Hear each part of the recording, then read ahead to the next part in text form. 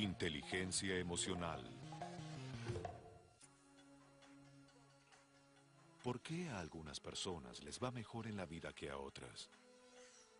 ¿Por qué algunas con alto coeficiente intelectual y que se destacan en su profesión no pueden aplicar esta inteligencia en su vida? Van a la deriva, del sufrimiento al fracaso. ¿Y por qué otras con un alto cociente intelectual terminan trabajando para otras que tienen un cociente intelectual más bajo, pero que saben conectarse, influir y relacionarse mejor? La respuesta está en las emociones.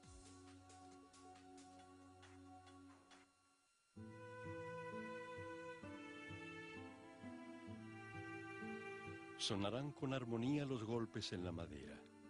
Tendrá el espíritu una caja pequeña de cuerdas finas para hablar del mundo en todos los idiomas. La música puede convertirnos, llevarnos o traernos de un lugar a otro. Los seres humanos normales usamos un 10% de nuestra capacidad neuronal total.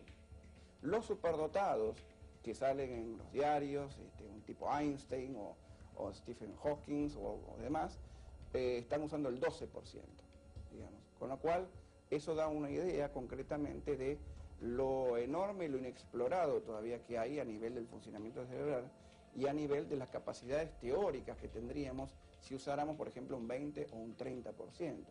Quizás nuestra percepción del mundo, si se llegara a esa capacidad, cambiaría diametralmente. Tendríamos sentidos exacerbados a tal punto, como nuestro oído, como nuestro olfato, como nuestra visión, que cambiarían dramáticamente la concepción de nosotros mismos y de los otros, digamos. Y esto produciría absolutamente una revolución. ¿Puede haber algo más importante que entender lo que nos pone felices o enojados, nos entristece, nos da miedo o nos deleita? ¿Cómo influyen nuestras emociones en nuestros recuerdos, percepciones, pensamientos y sueños? ¿Están las emociones grabadas a fuego en nuestros genes o el cerebro las aprende de su entorno? En los últimos 10 años, que fue llamada la década del cerebro, se avanzó más en el conocimiento del funcionamiento de la mente, de las hormonas, de los neurotransmisores, del sistema nervioso, que en toda la historia anterior de la humanidad. En la década del cerebro se produjeron más de 100.000 trabajos científicos acerca de todo el funcionamiento biológico de nuestra mente. 25.000 de esos 100.000 involucraban a las emociones. Lo que nosotros vemos como el cerebro externo es la corteza, que es el lugar de localización más sofisticado del funcionamiento neuronal.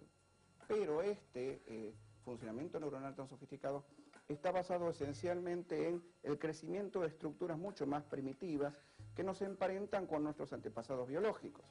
En la parte más profunda, y puntualmente hablando de los aspectos de las emociones, en la zona temporal, está ubicado el lóbulo de la ínsula. En el lóbulo de la ínsula, ubicado en la zona lateral temporal del cerebro, se localizan las emociones, los sentimientos, los recuerdos, básicamente todo aquello que tiene que ver con nuestro funcionamiento afectivo y todo aquello que puede desencadenar nuestras reacciones, nuestras impulsiones y esencialmente todo aquello que pertenece a la vida instintiva. Antes de llegar a la fase estrictamente humana, donde pensamos, razonamos, reflexionamos, que corresponde al córtex, que es la parte más desarrollada de nuestro cerebro, tenemos dos partes que nos relacionan más con el mundo animal. Una que está en la parte posterior de la cabeza, a nivel del bulbo raquídeo, se llama el cerebro reptiliano. Reptiliano porque corresponde al desarrollo del cerebro en los reptiles, donde tenemos ya una parte de nuestra estructura muy instintiva e impulsiva, que hace que reaccionemos ante toda estimulación exterior, sea agrediendo, sea huyendo, sea tratando de poseer, sea tratando de escapar. Y nos permite adaptarnos a un territorio, a un entorno, para entrar ya en relación con el mundo que nos rodea. Luego está el cerebro, la parte límbica del cerebro, donde se empieza a desarrollar una relación un poco más sutil de ese sentir la relación con el entorno, y ahí nacen las emociones. Todo lo que sea hemisferio izquierdo se ocupa de todo lo que sea secuencial, de todo lo que implique una determinada rutina y todo lo que implique elementos esencialmente de tipo lógico. Entonces todo lo que sea normativo, todo lo que forme parte de lo aprendido, de lo mecánico, por ejemplo conducir un auto, todo lo que sea digamos, estandarizado y clásico, va a estar en la parte izquierda de nuestro cerebro. La parte derecha de nuestro cerebro va a ser la parte más creativa, más dedicada a lo soñador, más dedicada a la expresión artística. Sin darnos cuenta hemos dejado de lado el costado que llamaríamos más femenino de nuestra psiquis, que era el que creaba toda la relación, que vive por imágenes, que tiene una visión intuitiva e instantánea de las cosas, más espontánea, más directa. Y ahora nos dimos cuenta que debe trabajar con los dos, porque el punto común entre esa inteligencia racional y la inteligencia emocional es la palabra inteligencia. A lo largo del siglo XX, primó un concepto de inteligencia restringido prácticamente a las funciones intelectuales y se ideó una herramienta conocida como test de cociente intelectual. La prueba suele medir las funciones cognitivas como el vocabulario, el conocimiento de datos, la memoria a corto plazo, el razonamiento verbal, el movimiento ocular y manual. Muchas personas que obtienen puntuaciones bajas en las pruebas de cociente intelectual tienen mucho éxito en la vida, mientras que muchas de las que tienen cocientes de inteligencia elevados no llegan tan lejos. ¿Qué es entonces la inteligencia? Es la capacidad de adquirir nuevos conocimientos y aplicarlos en situaciones nuevas para resolver problemas no programados. Los científicos dicen que un animal es más evolucionado o más inteligente que otro cuando se sabe adaptar mejor al medio ambiente. Este principio de adaptación al medio ambiente, trasladado al terreno humano, es una buena conexión con los principios y las técnicas que propone la inteligencia emocional. Y la inteligencia es a la vez el arte de gestionar, de comprender parámetros, pero también de adaptarnos a la existencia. Hoy sabemos que la inteligencia no consiste en saber muchas cosas. Una enciclopedia sabe un montón. Hay ordenadores que tienen una memoria increíble, saben enormemente, pero no les aprovecha de nada. Porque la inteligencia tiene que probarse, o frotarse, diría yo, a la prueba de la existencia y de lo cotidiano y de lo concreto. Entonces la inteligencia es cómo me adapto, cómo entro en relación. En 1920, el psicólogo Edward Thorndike postula la existencia en las personas de lo que llamó inteligencia social. Recién en 1986, Howard Gardner, psicólogo y educador de la Universidad de Harvard, impacta en el mundo de la educación con una obra clave, Estructuras de la mente, la teoría de las inteligencias múltiples. En la actualidad ya tampoco se habla de la inteligencia, sino de las inteligencias. Se sabe, se acepta hoy universalmente que el ser humano dispone de diferentes habilidades intelectuales, de diferentes inteligencias. Podríamos hacer una primera tipología como una inteligencia cognitiva o racional y otra inteligencia de tipo emocional. Y dentro de la primera categoría encontramos una cantidad de inteligencias como la lógico-matemática, la inteligencia lingüística, visual-espacial, kinestésica, musical. Dos de las inteligencias planteadas por Gardner, la intrapersonal y la interpersonal, constituyen el tronco de lo que otros dos psicólogos, John Mayer y Peter Salovey, nombraron por primera vez en una tesis doctoral como inteligencia emocional. Hay muchísimas definiciones, muchísimos enfoques. Una restringida, diría, es la capacidad de manejar las emociones propias y ajenas. Pero a nosotros nos gusta mucho utilizar adaptada una del doctor Robert Cooper, que la mencionamos siempre en nuestros seminarios, que dice que la inteligencia emocional es la capacidad de sentir, entender, controlar y modificar estados anímicos propios y ajenos. Es decir, la definición es interesante porque muestra la inteligencia emocional como un proceso. Muchas veces nos dicen los participantes en los seminarios cómo tenemos que desarrollar la capacidad de sentir. ¿No es una capacidad que está dada? ¿Qué querría decir? ¿Que puedo tener una emoción y no sentirla?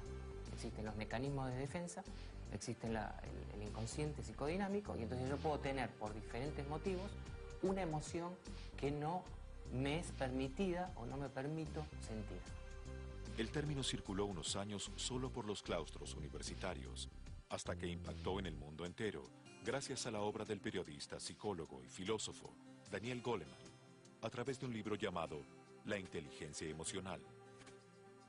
Aparecido en 1995 en Estados Unidos, el libro vendió en pocos meses más de 5 millones de ejemplares y fue traducido a más de 30 idiomas en todo el mundo. La obra del Dr. Goleman es un momento capital dentro de la difusión de la inteligencia emocional. Por supuesto causó sorpresa ya el título, inteligencia emocional. Estamos acostumbrados, durante todo el siglo XX estuvimos acostumbrados a considerar que la inteligencia descansa solamente en el intelecto. Incluso podíamos decir muchas veces que las emociones son un estorbo para el intelecto. Hoy sabemos que no es así. La obra del Dr. Goleman es una de las obras de divulgación científica más profusamente abonada o sostenida con referencias bibliográficas de trabajos científicos o de experimentos realizados en los últimos años. Aquí no se piensa. Aquí nos entregamos con el pecho invadido de sensaciones sanas a la pureza templada por las notas. Hay sabiduría en el golpe, en el brillo del barniz, en medir con el ojo la recta perfecta hacia una vida tranquila. Nuestro cuerpo, dispuesto a escuchar, abandona el miedo, desconoce la tristeza. El suelo desaparece frente a la evidencia de la belleza, ahora hecha música.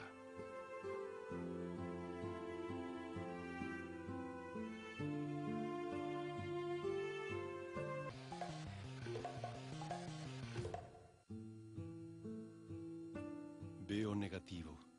Recibo lo que recibo con ansiedad y veo negativo. La soledad saldrá del sobre para confundirme o dispararme a sentimientos que no domino ni puedo dominar. No es maldad, es la congoja que me reduce a lo inmediato. La incomprensión del otro es el arma que no permite salir de este momento. Todo se hace espinas. La palabra emoción viene del latín emovere, que quiere decir ser movido por. Lo que nosotros a veces nos damos cuenta, nos olvidamos, es que estamos constantemente movidos, o sea, emocionados, tocados, afectados por todo lo que nos rodea, y lo que aún menos nos damos cuenta es a qué punto nosotros mismos afectamos a los otros. Nosotros decimos, me afectó tal cosa, pero olvidamos que nuestra propia presencia, nuestra manera de ser, nuestra manera de hablar, etcétera, está constantemente afectando el entorno. ¿Cuál es la función original de las emociones? Según Charles Darwin, las emociones se han desarrollado en su origen para preparar a los animales para la acción, en especial en una situación de emergencia. Ante el peligro, todos los animales reaccionan bruscamente en centésimas de segundo. Las aves levantan vuelo. Los mamíferos se mueven con rapidez hacia la lucha o la huida. Son impulsos básicos para la preservación de la vida. La mayoría de nuestras emociones están en nuestro código genético. Para que alcancemos la tan necesaria y deseada inteligencia emocional, lo primero que tenemos que reconocer es que no existen emociones negativas. Que ya el llamar a una emoción negativa es una forma de descalificación que ya está hablando de nuestra ignorancia emocional y que nos perturba la posibilidad de comprenderla y de aprovecharla. Podemos hablar de emociones más agradables. Por ejemplo, si estoy en una situación en la que me siento contento, feliz, puedo sentir alegría, gratitud, son emociones agradables. Y si estoy en una situación en la que me siento amenazado, o con riesgo, o en peligro, puedo sentir miedo, puedo sentir enojo, puedo sentir culpa, puedo sentir envidia, que son emociones más desagradables, pero no son negativas, no son negativas. Son emociones que nos informan con una precisión exquisita acerca de la naturaleza de la situación en la que estamos experimentando en ese momento. Todos los sentimientos y todas las emociones tienen una razón de ser. Ningún sentimiento es malo en sí, simplemente cumple su función. Ningún sentimiento hace daño si lo sabemos aprovechar. El tablero automóvil tiene una serie de señales y de luces que indican la temperatura del motor, la cantidad de combustible que hay en el tanque, la presión del aceite. Y cuando algo se altera, una luz se enciende. Y no podríamos decir que una luz es negativa, que la luz roja que se encendió porque falta nafta es negativa. Lo que podríamos decir es que es perturbador, pero nos permite mirar el problema que nos señala y realizar las acciones para resolver ese problema.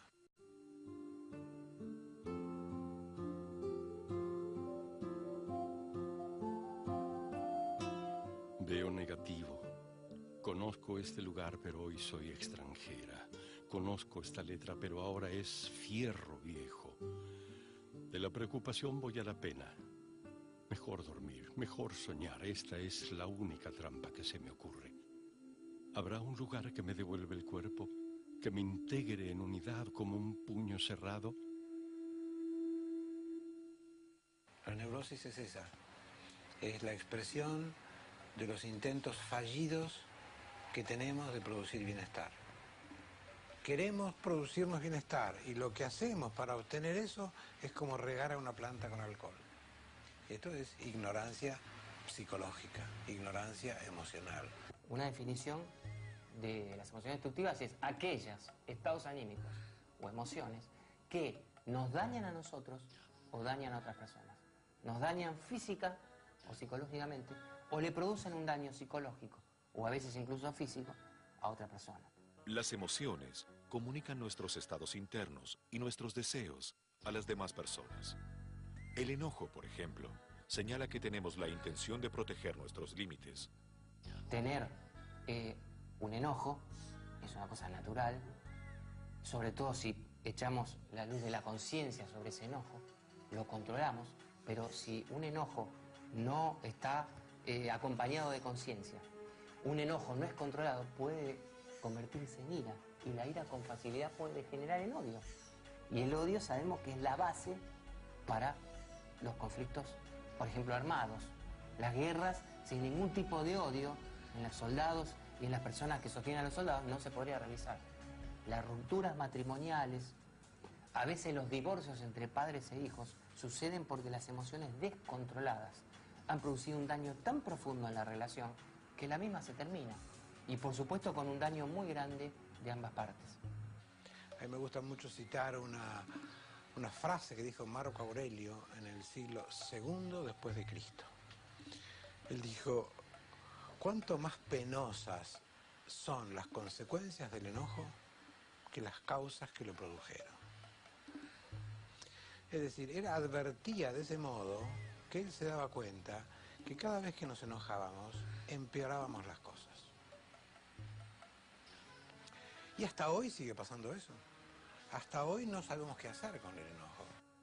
Las emociones tienen una función de gran importancia. Nos contactan con el mundo y nos preparan para responder a sus requerimientos.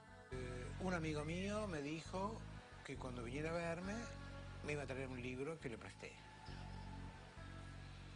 Llega y me dice: uy, no te traje el libro, me olvidé.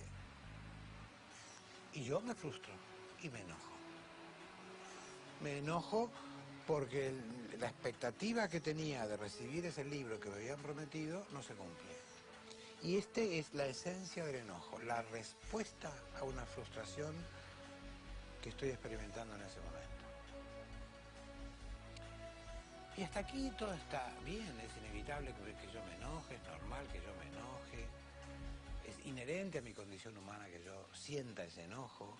Lo que es de enorme importancia evaluar es qué hago con ese enojo, cómo expreso ese enojo, cómo lo expreso, cómo le doy canal de expresión a esa vivencia, a ese plus de energía que es el enojo, que tengo durante un ratito, cuya esencia es darme más fuerza para resolver el problema que me enoja. Y si la sabemos utilizar, va en esa dirección, y si no la sabemos utilizar, cumple la función opuesta.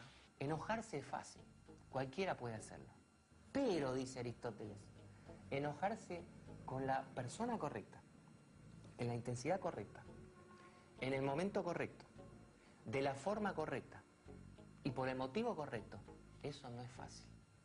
5 elementos descubrió Aristóteles en un enojo. ¿Es esta la persona correcta con la que me tengo que enojar? Muchas veces no lo es. ¿Es esta la intensidad? Tiene que ser enojo, ira, afectación. ¿Es este el momento o tengo que esperar? ¿Es esta la forma que yo tengo que utilizar? Es decir, ¿tengo que insultar? ¿Puedo golpear la mesa? ¿Qué es lo que debo hacer? Acá tenemos una verdadera guía, una verdadera técnica dicha por un gran filósofo hace 2600 años que nos puede guiar para controlar nuestras emociones.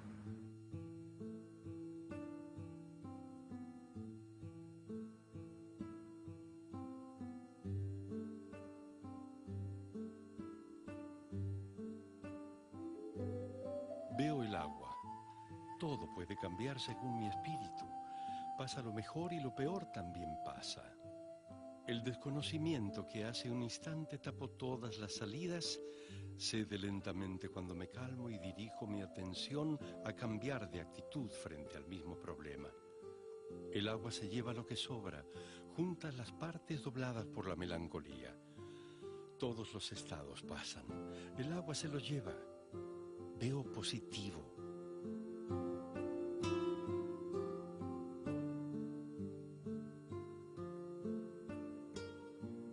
No creamos que la inteligencia emocional es un concepto nuevo.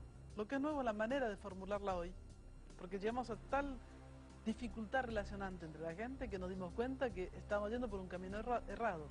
Entonces, esa situación llevó a preguntarse si se podían mejorar las cosas. Y es así como esa inteligencia emocional poco a poco se está empezando a utilizar entre los diferentes instrumentos de las ciencias humanas, de la antropología aplicada a la empresa, justamente a la educación, a varios dominios de investigación. En cuanto al cociente emocional, a la educación emocional, no hay edad por la cual podamos decir esta persona no puede aprender. Incluso hay indicios, estadísticas realizadas en distintos países, que dicen que una persona de edad media puede llegar a aprender mejor y más rápido que un joven. Quizá por cuestiones de metabolismo, quizá por la orientación en la vida, quizá porque cuando nos vamos avanzando en la vida nos vamos golpeando y esto va produciendo cierta madurez emocional, nos guste o no nos guste. Entonces, la buena noticia es que el aprendizaje acerca de nuestras emociones se puede ejercer en cualquier momento de la vida, incluida la tercera edad. La inteligencia emocional determina nuestro potencial para aprender y desarrollar las habilidades prácticas que se basan en sus 5 elementos. Conocer las propias emociones. Controlar las emociones. Motivación. Empatía y habilidades sociales. La inteligencia emocional tiene 5 habilidades prácticas. La primera es la autoconciencia. La autoconciencia es la capacidad de reconocer un sentimiento mientras está ocurriendo. Es la capacidad de conocer con la mayor objetividad posible nuestros deseos, nuestros pensamientos, los estados anímicos. La vinculación entre los deseos, los pensamientos y los estados anímicos. Un alto grado de autoconciencia puede ayudarnos en todas las áreas de nuestra vida. Todos los seres humanos tenemos fortalezas y debilidades. Pero la diferencia entre nosotros puede darse en el nivel de autoconciencia que tengamos. La autoconciencia incluye la habilidad de escuchar a otras personas que nos reflejan parte de nuestra identidad y de nuestra conducta que no podemos observar. Hay 4 fases. En una reunión yo estoy gritando muy agresivamente a otra persona. La otra persona se siente afectada. Cuando termina la reunión, me dice... mirá, me ha molestado mucho la forma en que me has gritado tan agresivamente. Yo te grité. Esa es la fase 0 de la autoconciencia. Caí en un estallido emocional, en una reacción emocional inconveniente que quizá ha molestado a otra persona y soy totalmente inconsciente de lo que he hecho. Fase 1, podríamos decir. Estoy gritando. He terminado de gritar y acabo de tomar conciencia de lo que hice. Entonces le pido disculpas a la persona, le digo, sé que estuve gritando, no lo pude controlar. O sea, es la autoconciencia de lo ocurrido. Y la fase 3, que es la óptima, digamos, estoy registrando cambios corporales que me hacen darme cuenta de que estoy por empezar a gritar. Entonces me detengo. Ahí me retiro, perdónenme, me retiro 5 minutos, tomo un vaso de agua. Es decir, la autoconciencia me permitió no caer en la expresión de una emoción que puede ser inconveniente en ese momento, tanto para mí como para los demás. El autodominio, el ser capaces de soportar las tormentas emocionales a las que nos someten los embates de la fortuna, en lugar de ser esclavos de la pasión, ha sido elogiado como virtud desde los tiempos de Platón. Los romanos y la primitiva iglesia cristiana lo llamaron temperantia, templanza, el dominio del exceso emocional. El objetivo es el equilibrio, no la represión. Segunda habilidad práctica, el control emocional. En realidad podríamos reemplazar la palabra control por la palabra manejo. Yo tengo que manejar un auto y no tiene ninguna connotación negativa. Si no estoy con el control del vehículo, me puedo estrellar. Las consecuencias pueden ser muy malas. Entonces la palabra control creo que es útil, se puede reemplazar incluso por gestión o por dirección de las emociones, y es todo lo contrario de la represión emocional. La represión emocional por lo general es inconsciente o es forzada. El control emocional es voluntario y espontáneo. La represión muchas veces es consciente, es decir, yo soy consciente que estoy reprimiendo esto porque tengo miedo, porque me da vergüenza, por lo que fuere, porque tengo pánico de perder algo. Reprimo. Sí, me quedo con un sentimiento obviamente angustioso. Y otras veces soy absolutamente inconsciente. Esta es la represión más profunda, ¿sí? Entonces, acá yo ya no tengo manejo, porque acá justamente hay algo desde mi interior que está haciendo, ¿sí?, que yo algo no lo deje salir, algo no se dispare, porque de dispararse me haría mucho daño. De algún modo hay un mecanismo de defensa, por un lado que me está protegiendo, pero por otro lado, en algún momento esto va a tener repercusiones. Porque la represión siempre tiene repercusiones. Reprimir es tapar la olla, y entonces como tapamos y no expresamos nunca lo que quisimos decir, nos enfermamos. En cambio, controlar es dejar pasar, pero controlando el flujo de lo que sale. Esa es la diferencia. El control emocional no es el encendido y el apagado del equipo de música. Es el marcado del volumen. Es decir, esta música que estoy escuchando, ¿está demasiado baja que no la puedo escuchar? ¿O está demasiado alta que me está aturdiendo y no puedo pensar? Y por supuesto, parte del control emocional también es la expresión de la emoción. ¿De qué manera estoy enojado? ¿De qué manera tengo que expresar esa emoción? ¿Es con un insulto? ¿Es agrediendo? ¿Es golpeando la mesa? Tal vez sí. Hay líderes que lo hacen, o tal vez no. Con una persona puedo actuar de una manera, con otra persona puedo actuar de otra. ¿Para qué nos sirve el control emocional? Para responder adecuadamente a los cambios en el entorno. Para mantener armonía en las relaciones interpersonales. Para reunir energía anímica en pos de los objetivos. Para cuidar nuestra salud. Para trabajar más eficientemente. La motivación es la tercera habilidad práctica de la inteligencia emocional.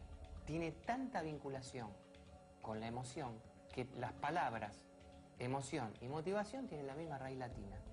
Motere, que significa moverse. Tarde pero seguro, en escuelas y organizaciones, se está descubriendo que no hay motivación sin un componente emocional. La motivación es la conducta dirigida hacia un fin, para lograr un objetivo.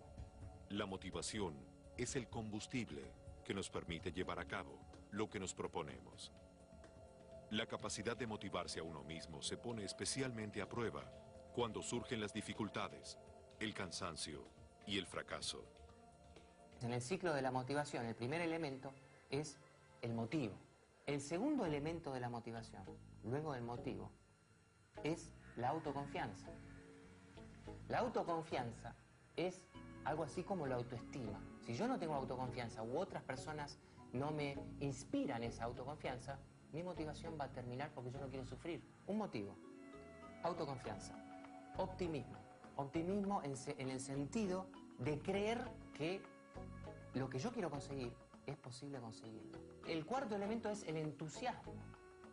El entusiasmo es como la energía inicial para llevar adelante un proyecto. Hay personas que pueden ser creativas y no tienen lo que sigue en el ciclo de la motivación, que es la persistencia.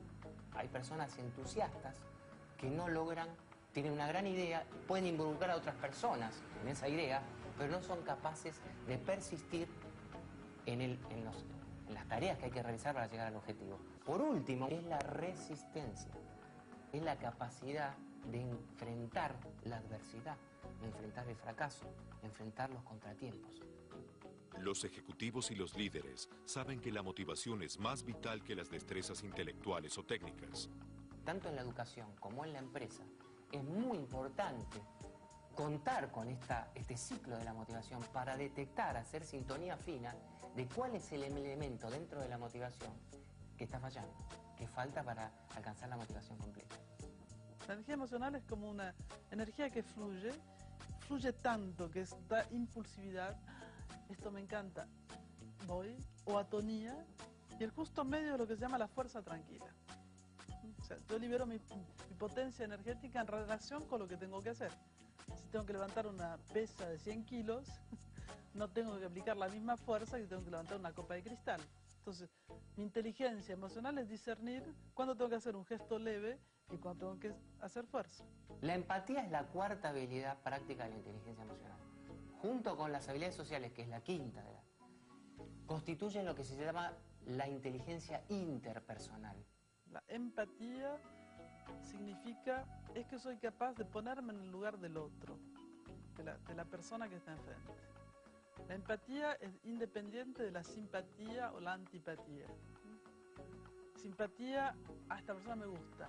Entonces, como me gusta y me cae bien, empiezo a proyectar un montón de cosas. Por simpatía puedo imaginar que es genial. Y si es antipático, puede ser que la persona sea muy buena, pero no me cae bien. Entonces, simpatía, antipatía, estoy en la dependencia emocional de la relación. En la empatía, tengo que poder, sin ser afectado por el impacto emocional que la persona me produce, ponerme en su lugar. Como la mayoría de las habilidades, no basta con entender al otro, hay que demostrarlo. El otro percibe que lo comprendemos cuando le prestamos atención y no lo juzgamos ni lo descalificamos. El primer nivel es reconocer qué está sintiendo la otra persona. Porque se puede dar el caso de que estoy dialogando hace una hora con una persona, me está manifestando emociones y ni me he enterado de que está haciendo eso. Y le contesto desde un plano racional. El segundo nivel es que si pude haberme dado cuenta de las emociones que me manifestó, pero no sé de dónde vienen y a dónde van. ¿Por qué tiene miedo? ¿En qué contexto tiene miedo? No lo he captado. Solo podría decir, la noto miedosa. Sé que tiene miedo, pero no tengo la menor idea por qué. Entonces, falta esta segunda fase. La tercera fase es la capacidad de reconocer que una persona tiene miedo. Saber, intuir, con cierto grado de aproximación, por qué tiene miedo, en qué contexto tiene miedo. Y entonces esta tercera fase sería la capacidad de responder a ese miedo de esa persona en ese contexto. Este sería el máximo quantum de empatía posible en un individuo. Por eso, la inteligencia emocional es una aptitud superior, una capacidad que afecta profundamente a todas las otras habilidades, facilitándolas o interfiriéndolas. Por último, la quinta habilidad práctica de la inteligencia emocional son un conjunto de virtudes o habilidades llamadas justamente habilidades sociales, entre las que podemos destacar el liderazgo, el trabajo en equipo, la capacidad de persuadir, la capacidad de cooperación, la capacidad de servicio. No todos los encuentros responden a nuestras expectativas. La vida cotidiana es pura sorpresa disfrazada de rutina. En un momento cualquiera, y por razones comunes, nuestras emociones pueden desbordarse.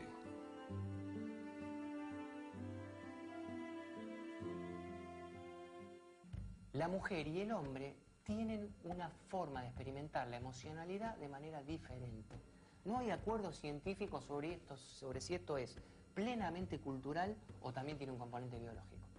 El peso cultural es muy grande y ahora se está achicando esa distancia cultural entre el hombre y la mujer. Pero de hecho no se educa al hombre y a la mujer de manera igual con respecto a sus emociones. A los hombres, por ejemplo, hay determinados clichés que aún hoy lamentablemente se siguen usando. No llores, no te muestres tan sensible, no tenés que tener miedo. Esto hace que el hombre crece, se desarrolla con patrones culturales diferentes de los de la mujer, y después cuando está en la pareja o está en interacción con una mujer en el trabajo, se maneja de una manera distorsionada. La mujer también puede tener sus distorsiones, pero se nota más en el varón. Si un niño cuando es pequeño le tiene miedo a algo y le dice la maestra, los compañeros o la madre, pero qué cobarde que sos, cómo no te animás, esto hace mucho daño. Esta ignorancia con que se trata esa emoción del niño lo hace mucho daño porque lo está descalificando injustamente. Porque no es esa la realidad de lo que es el miedo. Las emociones nos hacen vulnerables. Tal vez por ese motivo aparecen los mecanismos de defensa y aparecen las distorsiones culturales que nos dicen que no tenemos que llorar, que no tenemos que experimentar miedo, que no tenemos que ser demasiado sensibles, etc. También hay pautas culturales que perturban la experiencia de ciertas emociones. En una cultura altamente machista, tener miedo para un varón es ser maricón, lo cual perturba altamente la posibilidad de que yo sienta qué miedo tengo y de qué me está informando ese miedo. Así que efectivamente las diferentes culturas con sus diferentes pautas y valores y prioridades van inclinando la experiencia humana en una u otra dirección. Las relaciones amorosas alcanzan algunas de nuestras necesidades más profundas: ser amados y sentirnos respetados. Los temores de abandono o de quedar privados emocionalmente. No es extraño que durante una pelea matrimonial actuemos como si estuviera en juego nuestra supervivencia. Porque el duelo de una pareja es mucho más doloroso, y esto hay muchos estudios al respecto, que muchas veces el duelo de una muerte de alguien querido. ¿Por qué? Porque cuando alguien murió, se murió, ya está, no puedo hacer más nada. No más que el duelo, otra cosa no puedo hacer. Pero la pareja no se murió. Y sigue dando vueltas por el mundo. Y sigue estando esta ilusión. Por lo tanto, ese duelo es un duelo mucho más duro. Y es un duelo que lleva mucho más tiempo. Y ahí habrá que tener mucha inteligencia emocional para que este duelo no se haga patológico. Porque si no, puede desencadenar en patologías muy serias. Porque si no, puede desencadenar en patologías muy serias. Estudios de laboratorio revelaron que durante una discusión, las emociones de una persona son tan intensas, su perspectiva tan reducida y su pensamiento tan confuso, que no hay esperanzas de adoptar el punto de vista del otro, ni de resolver las cosas de una forma razonable. El lenguaje emocional es muy diferente entre el hombre y la mujer. Emiten mensajes distintos. Cuando el hombre le dice a la mujer, ¿qué te pasa?, la mujer escucha música en sus oídos. Se interesa por mí, me quiere. Esto es cuidado, esto es afecto. Pero cuando la mujer le pregunta al hombre, ¿qué te pasa?, el hombre de alguna manera se siente amenazado. Siente como que le invaden su territorio. Siente quizá como que esa pregunta conlleva un cuestionamiento, un entrometimiento en sus estados anímicos. Solamente una pregunta de 3 palabras marca una diferencia. Imaginemos una verdadera discusión completa, ¿no? Todos los mensajes de tipo emocional que envía la mujer y que envía el hombre, que estudiados lingüísticamente, tal vez en términos racionales parecen decir lo mismo, y sin embargo están diciendo cosas muy distintas. Cerca de un 50% de matrimonios terminan en divorcios cuando los cónyuges descubren con tristeza que no se han casado con la persona que creían. Dentro del primer año de matrimonio, salen a relucir los problemas individuales de inteligencia emocional y las incompatibilidades de relación. Y muchas parejas no conocen la manera de abordar esos problemas. Parte de la inteligencia emocional es aprender este lenguaje entre los dos sexos. Porque esto es un enriquecimiento de la vida. Es prevención de conflictos y aún rupturas que se pueden evitar si uno conoce este principio de la diferencia en el lenguaje emocional entre el hombre y la mujer. Toda planificación, cuando se confronta a la realidad, va a engendrar conflicto. O sea, el conflicto es innato con la existencia. Y eso es algo que no hemos aprendido en la escuela. Y la buena gestión del conflicto es cómo pasar del conflicto al diálogo. La resolución del conflicto lleva a la comunicación. Y asumir que la persona que está enfrente, la situación, no sea exactamente como la he pensado, no tiene que ser dramático, porque a veces justamente el otro me va a aportar un punto de vista que yo no había integrado. Y entonces me voy a enriquecer de esa diferencia.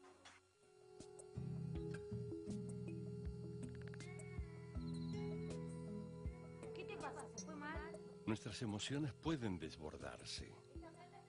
Una palabra se carga a otra palabra. En el devenir, la tranquilidad se transforma en angustia, la angustia en enojo, el enojo en ira. Son los instantes en que perdemos contacto con nosotros, desconocemos al otro, perdemos el control y todo se reduce al peligro. Insistir en el desborde nos pierde. Es momento de averiguar qué sentimos y darle rumbo. No está quemado este café.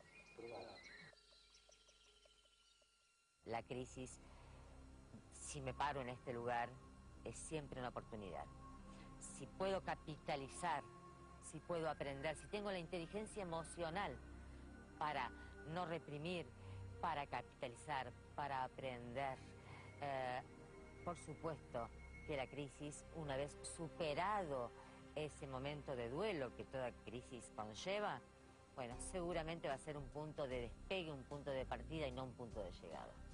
La vida es siempre conflicto de alguna manera. Pero ese conflicto se puede justamente gestionar de diferentes maneras. Una manera que es clásica, conflicto. ¿Qué conflicto? Yo no lo vi. Es el monito que cierra los ojos, yo no estaba, no vi nada, estaba en otro lado. Eso se llama el conflicto no asumido. Como podemos rápidamente darnos cuenta, la emoción que domina en un conflicto no asumido es el miedo. Me escapé, me fui, yo no quise saber nada. Segundo caso es el caso justamente de lo que se llama el conflicto abierto. Quizás incluso la persona de enfrente no me quiso agredir, pero me miró un poco torcido y me molestó. Entonces, como yo estoy habitado de mucha cólera, ahí voy y ataco, contraataco e incluso desarrollo una violencia excesiva respecto a la situación. O bien, es una situación efectivamente de conflicto, pero no quiero arreglar la situación. Entonces ahí exacerbo y mi cólera es lo más poderoso. Eso se llama un conflicto abierto. Si tú dices blanco, yo digo negro, o sea, siempre me opongo, oposición. Hay una tercera manera muy sutil para gestionar el conflicto, que es la manipulación. Entonces la manipulación, le digo muchas cosas lindas a la persona, etcétera, pero en realidad lo estoy tratando de controlar o llevar en mi dirección sin que forzosamente él esté de acuerdo, pero como se lo presento de tal manera, con muchas alabanzas, diciendo que es el más inteligente, el más bello, que es la única persona que puede hacer esto, en general lo resuelvo de una manera un poco egocéntrica. Y la buena manera de resolver el conflicto, que está ligada con la inteligencia emocional, es lo que se llama el conflicto asumido.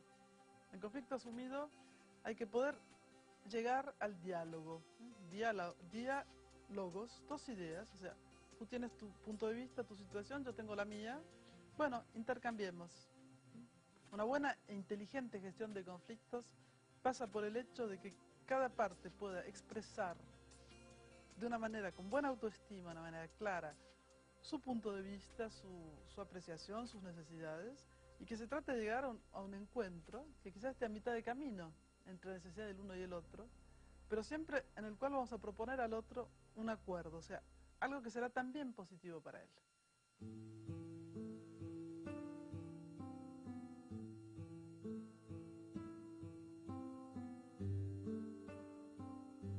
No se trata de la razón, se trata del amor y el cariño por el otro.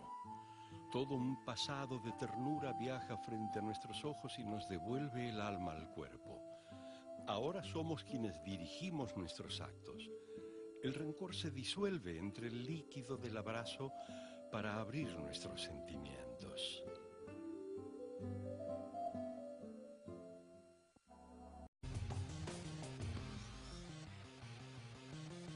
Inteligencia emocional. ¿Por qué a algunas personas les va mejor en la vida que a otras? ¿Por qué algunas con alto coeficiente intelectual y que se destacan en su profesión no pueden aplicar esta inteligencia en su vida? Van a la deriva, del sufrimiento al fracaso. ¿Y por qué otras con un alto cociente intelectual terminan trabajando para otras que tienen un cociente intelectual más bajo, pero que saben conectarse, influir y relacionarse mejor? La respuesta está en las emociones.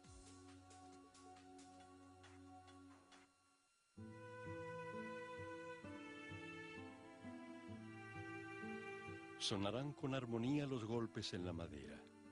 Tendrá el espíritu una caja pequeña de cuerdas finas para hablar del mundo en todos los idiomas. La música puede convertirnos, llevarnos o traernos de un lugar a otro. Los seres humanos normales usamos un 10% de nuestra capacidad neuronal total.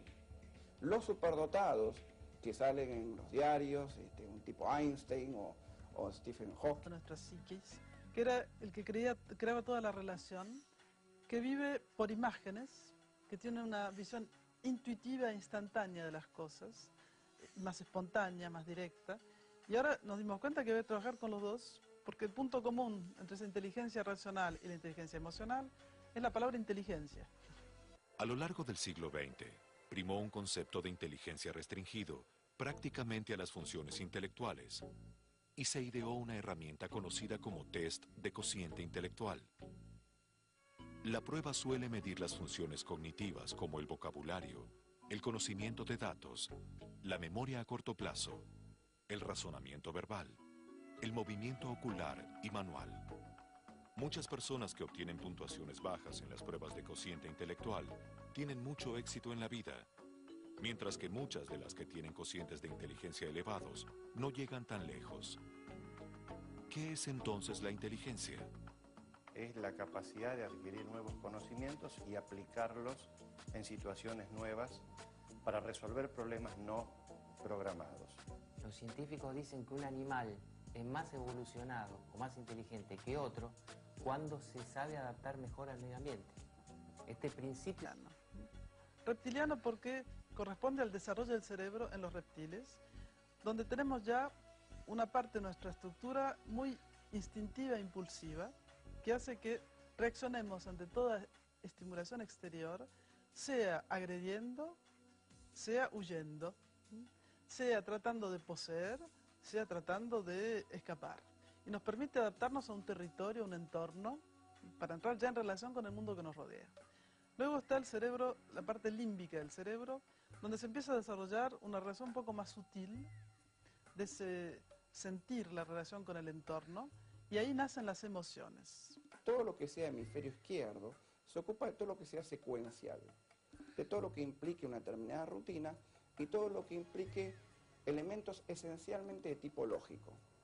Entonces todo lo que sea normativo, todo lo que forme parte de lo aprendido, de lo mecánico, por ejemplo conducir un auto, todo lo que sea, digamos, estandarizado y clásico, va a estar en la parte izquierda de nuestro cerebro. La parte derecha de nuestro cerebro va a ser la parte más creativa, más dedicada a lo soñador, más dedicada a la expresión artística. Sin darnos cuenta hemos dejado de lado el costado que llamaríamos más femenino. Científicos acerca de todo el funcionamiento biológico de nuestra mente. 25.000 de esos 100.000 involucraban a las emociones. Lo que nosotros vemos como cerebro externo es la corteza, que es el lugar de localización más sofisticado del funcionamiento neuronal. Pero este funcionamiento neuronal tan sofisticado está basado esencialmente en el crecimiento de estructuras mucho más primitivas que nos emparentan con nuestros antepasados biológicos. En la parte más profunda, y puntualmente hablando de los aspectos de las emociones, en la zona temporal, está ubicado el lóbulo de la ínsula. En el lóbulo de la ínsula, ubicado en la zona lateral temporal del cerebro, se localizan las emociones, los sentimientos, los recuerdos, básicamente todo aquello que tiene que ver con nuestro funcionamiento afectivo y todo aquello que puede desencadenar nuestras reacciones, nuestras impulsiones y esencialmente todo aquello que pertenece a la vida instintiva. Antes de llegar a la fase estrictamente humana, donde pensamos, razonamos, reflexionamos, que corresponde al córtex, que es la parte más desarrollada de nuestro cerebro, tenemos dos partes que nos relacionan más con el mundo animal. Una que está en la parte posterior de la cabeza, a nivel del bulbo raquídeo, se llama el cerebro reptiliano. O demás están usando el 12%, digamos. Con lo cual, eso da una idea concretamente de lo enorme y lo inexplorado todavía que hay a nivel del funcionamiento cerebral y a nivel de las capacidades teóricas que tendríamos si usáramos, por ejemplo, un 20 o un 30%. Quizás nuestra percepción del mundo, si se llegara a esa capacidad, cambiaría diametralmente. Tendríamos sentidos exacerbados a tal punto, como nuestro oído, como nuestro olfato, como nuestra visión, que cambiarían dramáticamente la concepción de nosotros mismos y de los otros, digamos. Y esto produciría absolutamente una revolución. ¿Puede haber algo más importante que entender lo que nos pone felices o enojados, nos entristece, nos da miedo o nos deleita? ¿Cómo influyen nuestras emociones en nuestros recuerdos, percepciones, pensamientos y sueños? ¿Están las emociones grabadas a fuego en nuestros genes o el cerebro las aprende de su entorno? En los últimos 10 años, que se fue llamada la década del cerebro, se avanzó más en el conocimiento del funcionamiento de la mente, de las hormonas, de los neurotransmisores, del sistema nervioso, que en toda la historia anterior de la humanidad. En la década del cerebro se produjeron más de 100.000 trabajos